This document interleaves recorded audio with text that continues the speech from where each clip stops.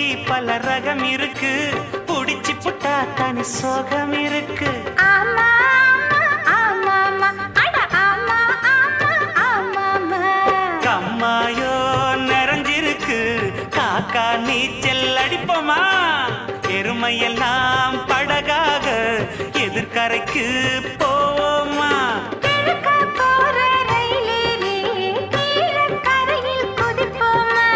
கழடு கட்ட செவப்பு கொடி காட்ட வந்த பொதப்போமா?